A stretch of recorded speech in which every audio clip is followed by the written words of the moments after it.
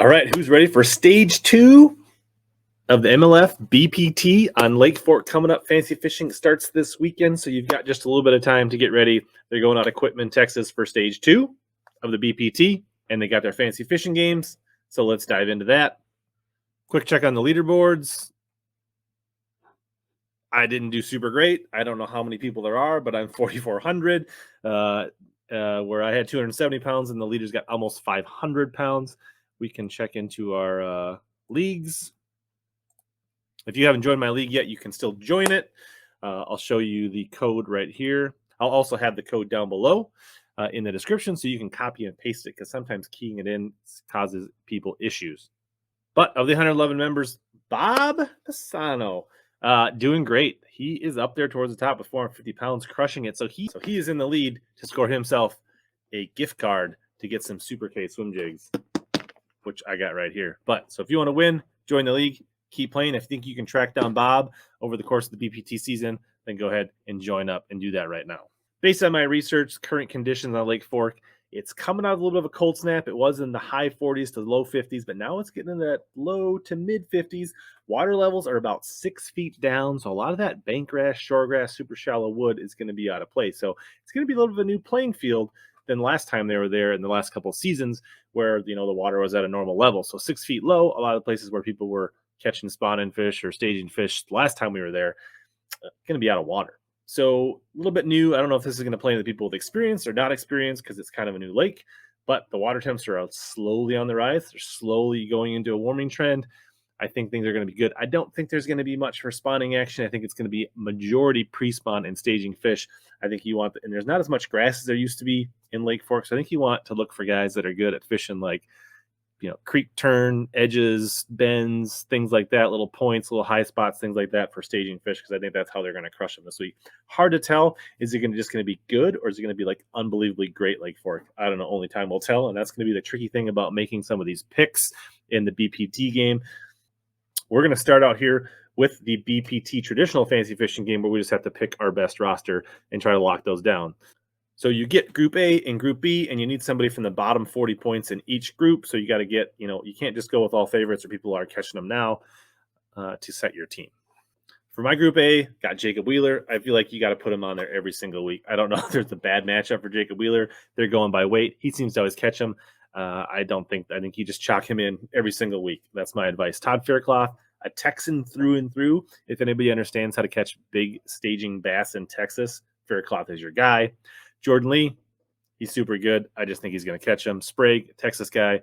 I don't know if he's got much experience on Fork or these type of lakes, but he should understand them. And I think he did pretty well last time there on Fork, so I think he'll do well. And then Michael Neal, he's good. Offshore fishing, I expect him to do it. He's coming off a win at Rayburn. A lot of the techniques that he did at Rayburn in the Pro Circuit event should serve him well here. So I think he's a solid lock. And then Todd Faircloth is my one guy in the bottom 40, just barely in the bottom 40. I think he's probably the best one in that group. Got him on the Group B. Edwin Evers catches him everywhere. Oklahoma guy. He has no problem here. Thrift catches him everywhere. At the foe, I think he's kind of like maybe a tiny notch below Wheeler as far as somebody you should pick all the time. Shin Fukai, finesse, power, staging, pre-spawn is right in his wheelhouse. I think he's going to have a big event. And then Mark Rose, offshore, pre-spawn is no stranger to him. So I feel like I got some really solid anglers. We'll see if we do a little better this time. Fork's a little more of a known quantity than stage 1 at Monroe and all those different fisheries. So tiebreaker weight. This one was tough. I'm going like 88 pounds for the championship round. I don't know if they're going to like crush them. If it's not going to be good, it could be 40 pounds. It could be over 100 pounds. This one's a bit of a crapshoot. Now let's jump over to the predictor game. Looking at how I did last time, not good. Only got one of the 6 questions right. Howell was better than Evers. Jeremy Lawyer ended up catching him better than Dakota Bear. I guessed it was going to take 35 pounds to make the cut, but it was less. It was really tough. It was like single-digit weights. I did get the big bass right. It was over 8 pounds. I think that might happen again this week. Total scoreable bass over 5 pounds in the knockout was 33. I only guessed 22. So they didn't catch a lot of fish, but they did catch good quality. And I think that's also going to be a theme at the Fork. I think when you review these results, I noticed a trend. They're repeating some of these questions. So I think as we go through time, you can start to see a pattern of what's going to happen. And then I thought somebody would catch quite a few fish, but it only took 5 fish. 5 big ones. It was like 26 or 28 pounds. Congratulations to Bradley Roy, but nowhere near 17. So that's where I got almost all those wrong. The leaders got 3 out of 6. So, just getting a couple right is a big deal in this predictor game, at least after the first event. 86 people in my predictor group. If you still want to join, there's the code. Also be down in the description below if you want to copy it. If you know about some other leagues, I'd love to know about them, and I would join them. Leave a comment down below, and you can share your leagues with anybody, and then the people in the HellaBass community can all play in the same leagues.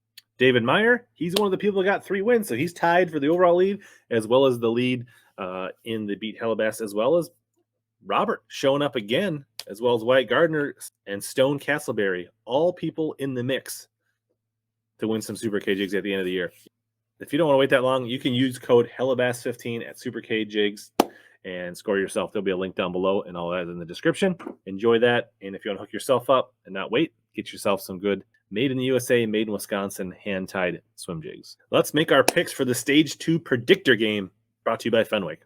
So of these 4, I'm going out to Foe. Brent Chapman could be a good pick.